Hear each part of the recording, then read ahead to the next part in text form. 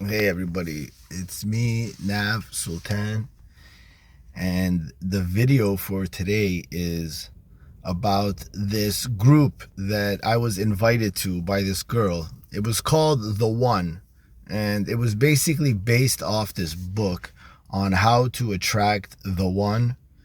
And I really don't care about this kind of stuff, but I'm a believer in like the law of attraction. And, when you set a strong intention, you kind of have to open your mind to how life plays out because the path is showing up there in your life. But if you're too closed off and in your own head, you start to disqualify a lot of things that come up after you make an intention, thinking that that's not how, my goal is going to be achieved and manifested when there is actually something there. You might want a bunch of money and your friend is inviting you to a barbecue and you're like, no, I don't have time for the barbecue. I'm going to sit at home and read a sales book. Yeah, I got distracted here. What I was trying to say is that when, for example, somebody invites you to this barbecue and in your head you're thinking, this doesn't align with what I'm trying to do. I'm going to sit at home, read a sales book, for example.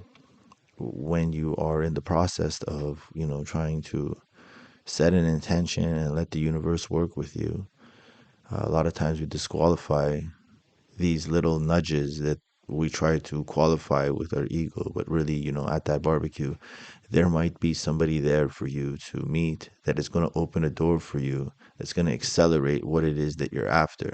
So you kind of have to be open minded to how it plays out. But I got distracted by somebody walking by. Anyways, back to the video. And whatnot.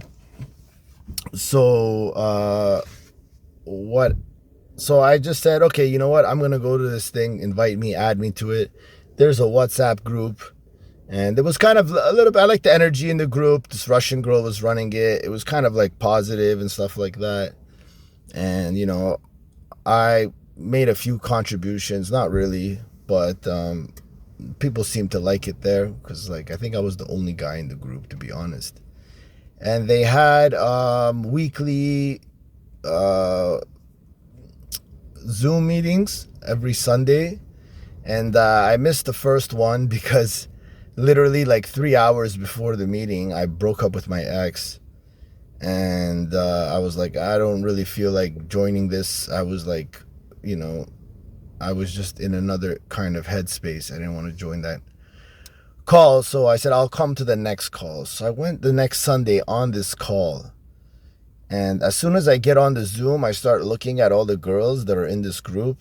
Half of them are like over 50, miserable. You could see it in their faces. They look so lonely and defeated. And then the other half are like, in their 30s and their 40s. They're more better kept, but their faces are just not really like glowing with excitement.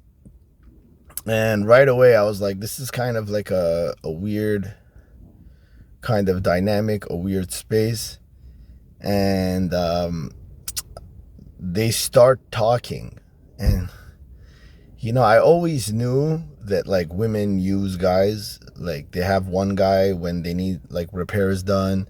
Then there's another guy who's like the emotional janitor for when she's having hard times. She calls the guy, and the guy's like, oh, yeah, And then another guy's there. A couple of guys are there for when she's bored. But then there's always that like one guy they really want and they'll do anything for.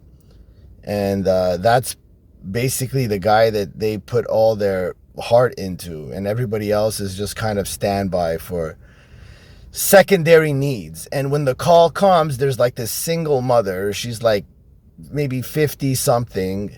She has like 3 kids.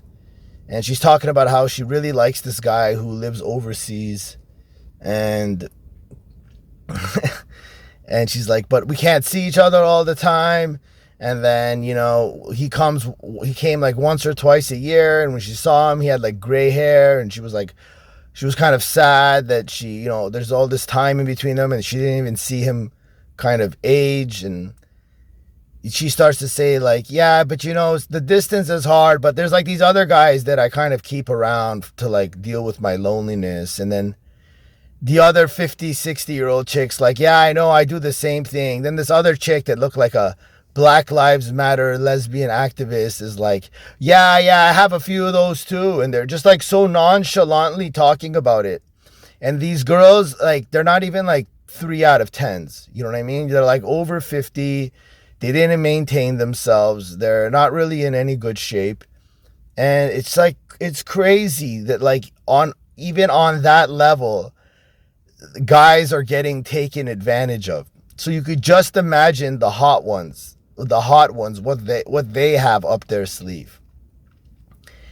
And you know, these girls begin to talk about their traumas and start trauma dumping. I'm ready to leave. Like the first 12, 15 minutes of this shit, I'm like, yo, I'm out of here. I have better things to do.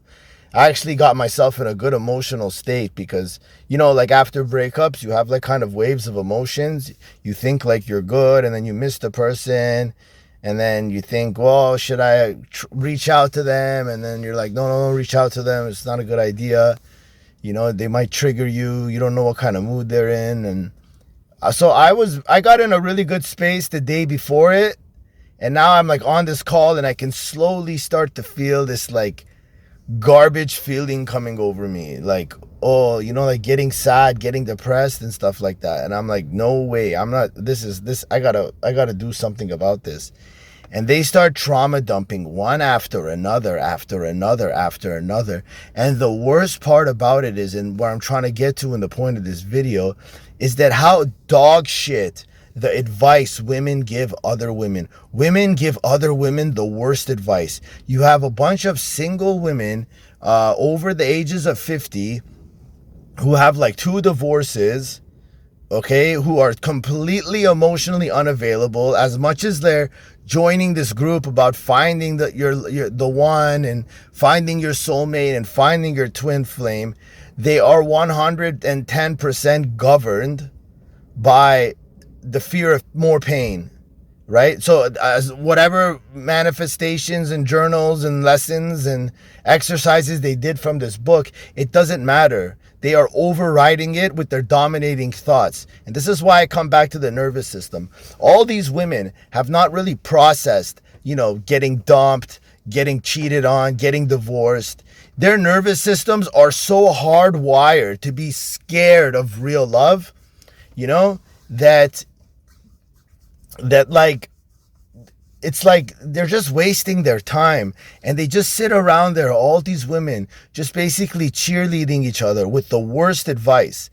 There was this one girl on the call, and she was like the hottest girl on there, and she was like maybe late 20s, early 30s, and you could just see it in her face how much grief she's dealing with that's unprocessed. And she's talking about her current guy who just basically, I guess, treats her like a, you know, like a sex doll or something, you know, just shows up when he wants, leaves when he wants, doesn't put up with her stuff.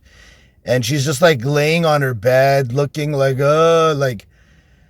looking like she's about to like hang herself, you know. And it's just like, you know, I wanted to just tell her, like, listen, you know what you have to do.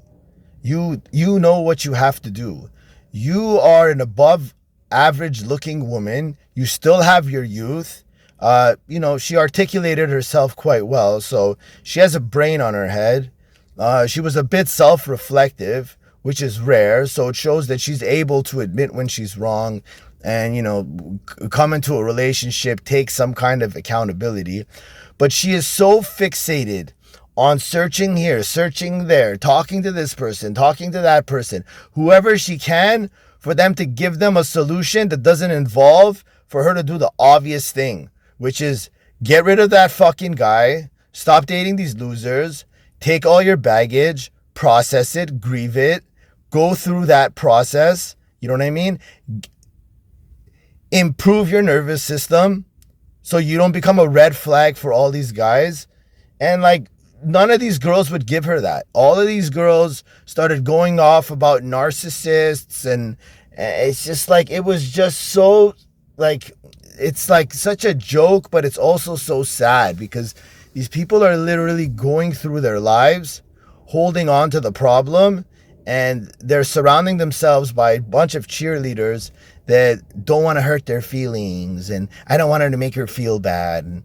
And it's just, a lot of women out there, you guys really have to be careful who you listen to. Most of the women out here that are giving the advice have no business, no authority giving their advice. It all comes from ego. It all comes from traumatic experiences that they've created coping mechanisms around. And all they're really doing is parroting their coping mechanisms to other people. So the other girls that do have a chance, like that young one, don't really find happiness, because if she finds happiness, she finds love. The old ones get all bitter and pissed off about it. It's one of these things, man. Girls really need some masculine advice in their life from men that give them to them no filter, but a lot of them, they just can't handle it. So it is what it is.